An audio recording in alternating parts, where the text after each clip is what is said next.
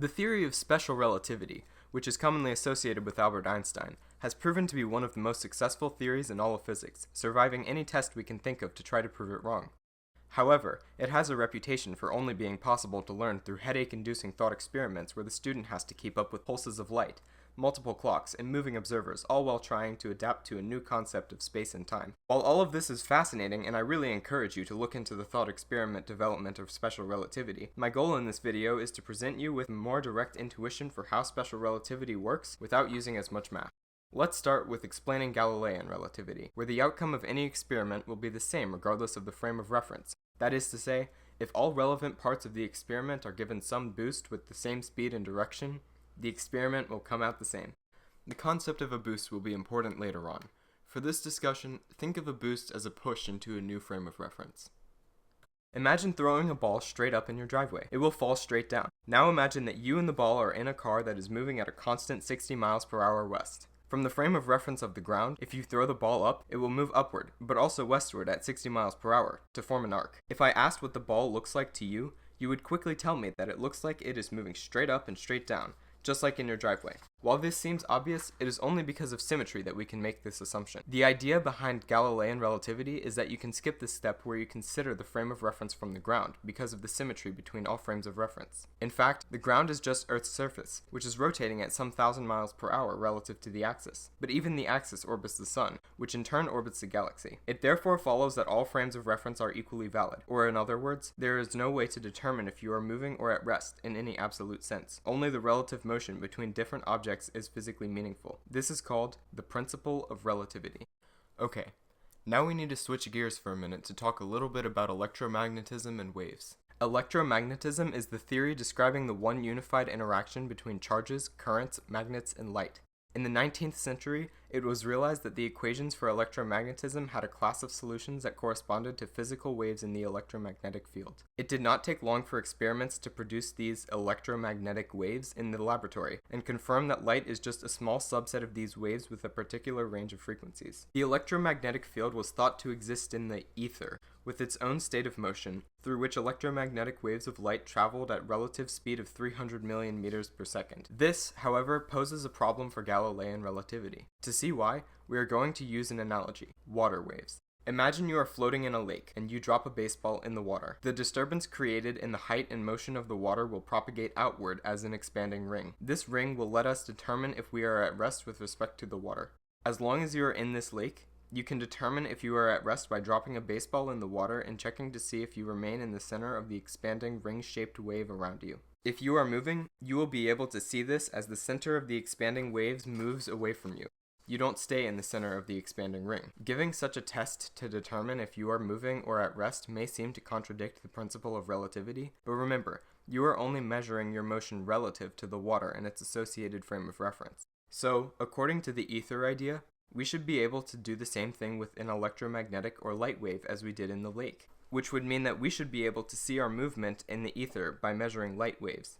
Physicists Albert Michelson and Edward Morley tried an experiment to measure this. What they found is that it does not appear that there is any motion at all through the ether, even at times of year when the Earth is moving at a velocity up to 60 kilometers per second different.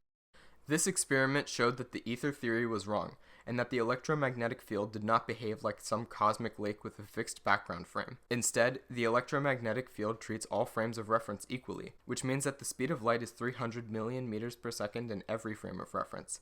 This is called the principle of constancy of the speed of light.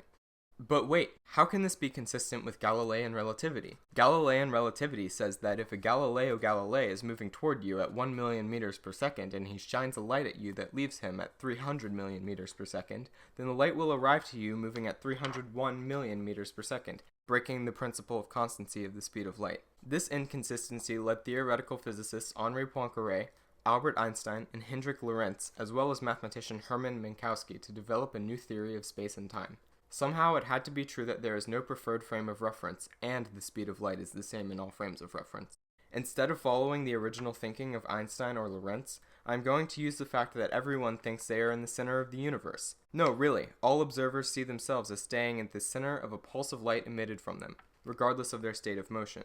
The resolution found by the fathers of special relativity required replacing Galilean relativity. So we need a symmetry that respects the principle of relativity and also the principle of constancy of the speed of light. Enter Lorentzian relativity, which was discovered by Lorentz and Einstein. A visualization of the principle of relativity will require a geometry in which every point and every direction is essentially the same. There is a theorem in mathematics that there are exactly 3 such geometries. To begin with, let's look at a geometry that does not satisfy this property. On the cube, not any 2 points are the same. For example, while these 2 points are geometrically equivalent, these 2 are not. The first geometry that does fit our criteria is the plane. Since the plane is infinite, any point could call itself the center. The next one is the sphere. Since the sphere is perfectly round, any point could call itself the center or the pole. In both of these geometries, each point is basically the same. The third and final geometry is one that is less familiar, since there is no perfect way to represent it in 3-dimensional space. It is called the hyperbolic plane, and it is what we will use to understand relativity. In our visualization, the regular plane will represent Galilean relativity and the hyperbolic plane will represent Lorentzian relativity. So here we go. Imagine a car is moving at some speed through a large parking lot. According to Newtonian physics, the car can have any speed in any direction. The speed of the car can be represented as a point on this grid of tiles. To move from one tile to an adjacent one would require a standard boost, say 10 miles per hour. Remember that a boost is just a push into a new frame of reference.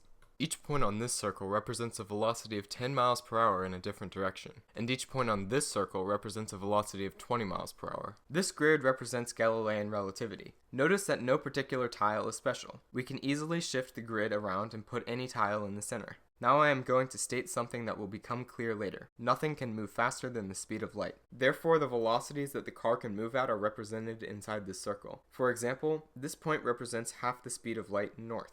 If you imagine that this circle is the size of a dinner plate, any speeds that would practically be obtained by a vehicle on Earth stay in a tiny circle only about 1,000 atoms in diameter. So the new grid of tiles looks like this. The most important thing to understand is that the tiles become more and more compressed near the boundary. Each tile is still the same amount of boost, but they shrink in size as you approach the edge. This explains why you can never get to the speed of light. To increase your speed, you need to undergo a certain boost, moving to the next tile. But as you get near the speed of light, each tile takes you less and less distance with the same boost. So while the speed of light is only a finite number of meters per second away, it is still an infinite number of tiles that you must cross to get there. So you can see that when you compare our 2 grids, that in the first one, which represents Galilean relativity, the velocities are additive. Each tile adds the same amount of boost or change in velocity regardless of which frame of reference you are observing it from. In the second grid, which represents Lorentzian relativity, each tile adds the same amount of boost, but it looks completely different depending on where you are viewing it from.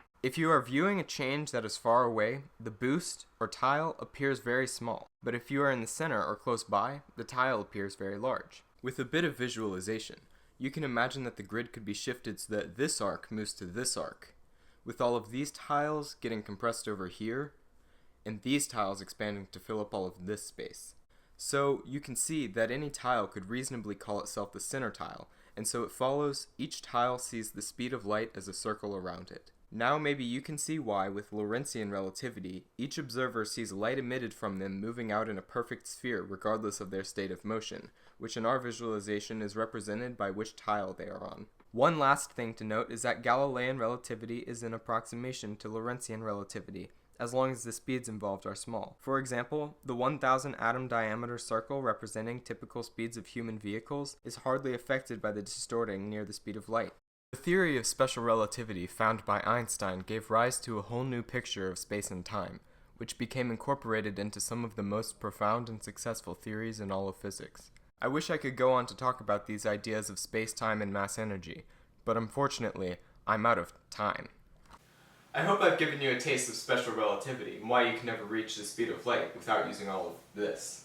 I want to encourage anyone interested to find material on the topic of special relativity, and to look at the woodcut Circle Limit 3 by M.C. Escher, which inspired this video.